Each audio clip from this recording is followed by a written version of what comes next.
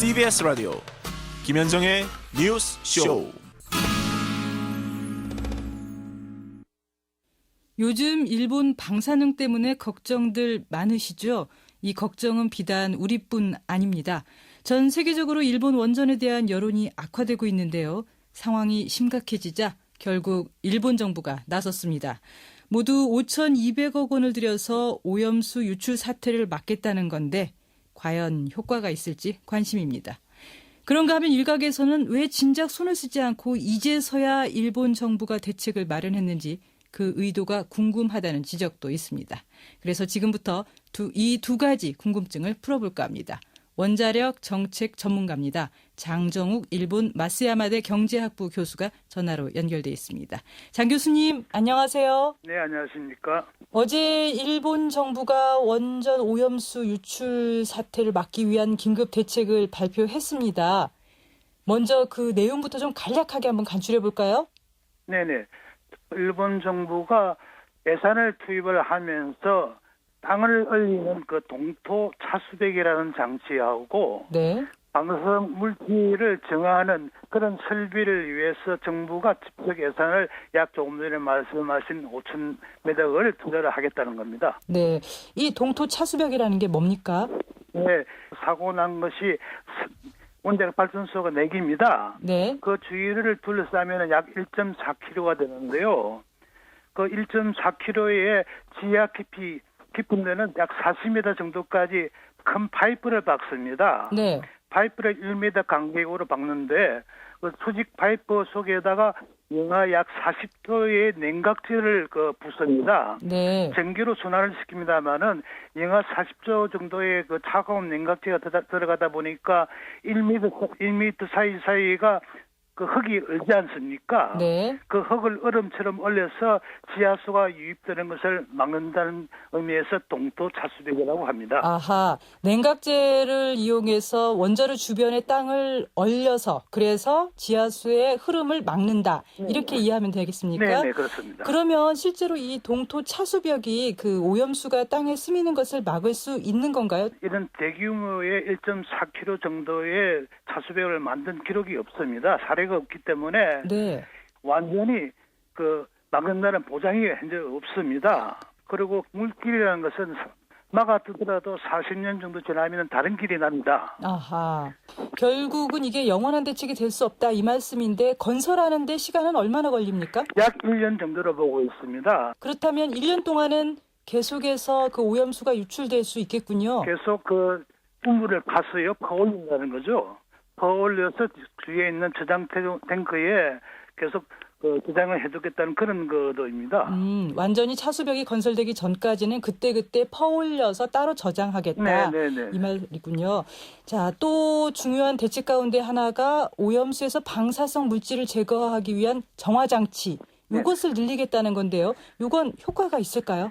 네, 효과는 있습니다. 현재 오염수 안에 방사성 물질이 63가지 종류가 있습니다. 63개 종류. 예, 핵종이라고 합니다만은 이 장치를 도입해서 이를 개량을 하면은 약 62가지를 제거할 수 있다. 이렇게 해서 그 농도를 저 농도로 낮춰가지고 네. 그 물을 바다로 흘려보내겠다는 겁니다. 네. 그러면 이렇게 저농도로 바꿔서 바다로 내보낸다면 이건 안전과는 어떻습니까? 안전하다고 이렇게 봐도 되는 건가요? 그렇지는 않습니다. 방사능이라는 것은 낮기 때문에 조금 안전도가 더 높아졌을 뿐이죠. 네. 고농도보다는 저농도가 조금 나을 수는 있지만 그렇다고 해서 안전한 것은 완전히 건강에 이상이 없든 무해한 것은 아닙니다. 아니다. 그 네. 말씀이시군요. 네. 그렇다면 이 미봉책에 불과한 이런 대책을 일본 정부가 왜 내놓았느냐? 교수님은 어떻게 보십니까? 제가 볼 때는 아직까지 국민들 중에서 반 정도가 원전 재가동을 반대를 하는 입장입니다. 네.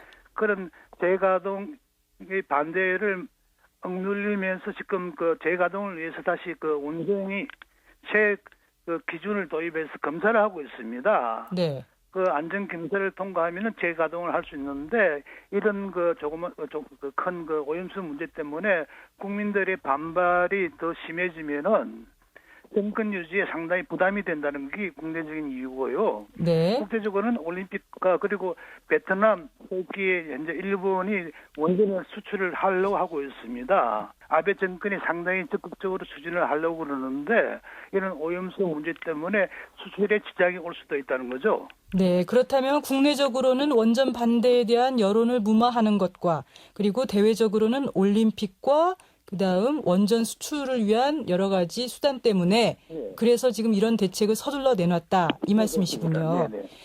지금 여러분께서는 원자력 정책 전문가입니다. 장정욱 일본 마쓰야마대 경제학부 교수를 만나고 있습니다.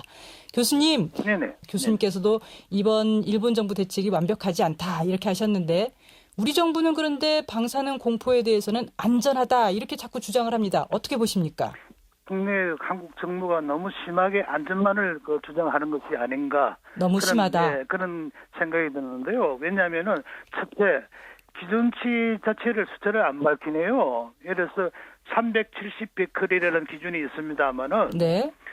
정부가 밝히는 것은 370 이하면은 무조건 안전하다고 그러거든요. 아, 기준치 이하에 대한 특별한 언급 없이 기준치 네, 이하는 안전하다. 예를 들어서 방사선은 수치가 적으면 적을수록 좋지 적기 때문에 안전하다는 것은 없거든요. 네. 그러면은 1도 안전하지 않는 상태에서 369하고 또 차이가 같게 보이지 않습니까? 아하. 네. 그런 숫자를 안 밝힌다는 거죠. 음흠. 두 번째, 한국 기준치가 너무 높습니다. 네. 370이라는 것은 일본 같은 경우에 100입니다. 그러면은 거의 4분의 1 수준 3분의 아닙니까? 3.7배 정도죠. 네네. 그래서 기준치를 가능한 낮춰야 되고 네. 그리고 세 번째는 현재 정부가 발표하는 것은 거의 다 세슘이라는 감마선만이 측정을 하고 있습니다. 네.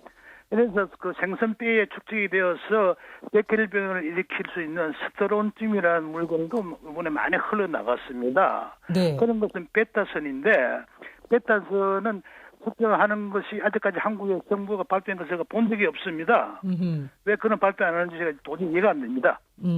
감마선 측정은 어떻게 하는 건가요? 가장 정밀한 것은 게르마늄 반도체 측정기라고 그럽니다. 네. 국내에 그 기계가 약 20대밖에 없다고 그럽니다. 너무 20개. 적습니다. 네. 네. 그런데 이 기계에도 감마선밖에 측정을 못합니다. 아하, 다른 건 또 못하는군요, 이건. 네, 베타선이라고 스테론튬이라고 몸에 들어오면은 뼈에 축적이 되어서 백혈병을 일으키는 그런 아주 강력한 독성 물질입니다. 네, 스트론튬. 네, 이것도 상당히 후쿠시마에서 많이 나갔는데요. 네. 이것에 대해 측정한다는 얘기를 들어본 적이 없습니다. 네. 가장 독성이 강한 것이 세슘과 스테론튬입니다. 네. 근데 세슘은 측정이 쉬워서 금방 하는데 스테론튬은 측정하는데 빨라도 10일 정도 걸립니다. 네. 늦더라도 측정 결과를 발표해야 되지 않을까 그런 생각이 듭니다. 네. 자, 그런가 하면 우리나라 연안에서 나는 생선도 안전하지 않다. 이런 주장도 이렇게 나오고 있습니다. 실제 교수님께서는 2011년이었죠. 일본 후쿠시마 원전 사고가 발생했을 때 동해로 방사능 물질이 스며들었다. 이렇게 말씀하신 적 있습니다. 기억하시죠? 네. 이 입장은 변함 없으신가요? 네, 입장은 변함이 없는 것은 동해안으로 흐르는 강이 있습니다. 아, 비록 후쿠시마에서 예, 동해안 쪽으로 예, 우리나라 흐르는 강이, 동해안 쪽으로 예. 흐르는 강이 있다는 네, 말씀이신가요? 있습니다. 네. 그 강의 농도는 낮지만은 물이 계속 들어오고 있다는 겁니다. 네. 하지만 해류의 방향상 아직 동해는 오염되지 않았다. 이렇게 주장하는 학자들도 있습니다. 혹시 오염이 된다 하더라도 수년이 더 걸릴 것이다. 이렇게 주장을 하는데 여기에 대해서는 어떻게 네, 생각하십니까? 해류는 저도 해양 전문이 아니라 잘 모르겠습니다만은 국내 동해안도 이미 들어오실지 그걸 아무도 알 수 없는데 왜냐하면은 체르노빌이라든지 과거의 대기권 핵실험의 낙진이라든지 조금씩은 다 나옵니다. 옛날부터 나오고 있습니다. 네. 제로는 아니라는 거죠. 네. 일단 대기 중에도 오염물질이 있을 수 있고 그리고 후쿠시마에서 우리 동해 쪽으로 흘러가는 강을 통해서도 유입될 수 있고 아무도 이 방사능 오염에 대해서 장담할 수는 없다. 이 말씀이시군요. 네, 그렇습니다. 네. 언제쯤이면 우리가 이렇게 방사능 걱정 없이 수산물을 먹을 수 있을까요? 핵연료를 추출하는 것은 한 20년을 보고 있습니다만은 네. 완전히 그 주위의 건물까지 지하에 있는 오염까지 저거 하는 데는 약 40년 정도를 보고 있습니다. 40년. 네. 그 이후에도 물속에 있는 것이 바닥으로 가라앉는 그런 기간까지 생각하면은 꽤 긴 시간을 각오하지 않으면 안 된다고. 그렇다면 생각하고 40년도 최소한으로 봤을 때 40년이라는 거네요. 네네. 네, 그렇군요. 자, 이런 상황에서 우리 정부 또 우리 국민들 이 문제에 어떻게 대응하는 게 좋을까요? 정확한 숫자를 발표를 하고 그리고 기준치를 최대한 낮추면서 공개를 해야 된다는 거죠. 네, 알겠습니다. 지금까지 원자력 정책 전문가인 장정욱 일본 마쓰야마대 경제학부 교수였습니다. 요즘 오리고기 좀 아는 분들은 정다운 오리만 찾는다는데 통오리, 바비큐, 훈제 슬라이스까지 훔친건다. 천연재료만을 사용해 더욱 깨끗한 고급 천연오리 정다운 오리. 지금 전화하세요. 1599-00오리.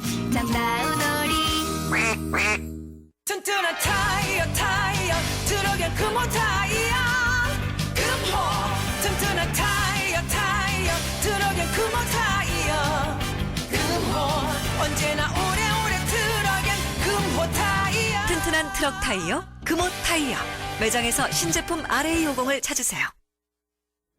새누리당의 민주당과 문재인 의원 책임론에 대해서 여러분의 의견은 무엇인지 듣고 싶습니다. 또 일본 방사능과 관련해서 우리나라가 세슘만 검사할 뿐 백혈병을 유발하는 스트론튬 검사는 하지 않고 있다는 장정욱 교수와의 인터뷰에 대해서도 의견을 보내주시기 바랍니다. 50원의 단문, 100원의 장문 유료 문자 샵 1212 카톡 열려 있습니다. 3부에서는 변상욱의 기자수첩과 화제의 인터뷰가 마련되어 있습니다. 잠시 후 노컷뉴스 들으시고요. 저는 3부에서 다시 뵙겠습니다.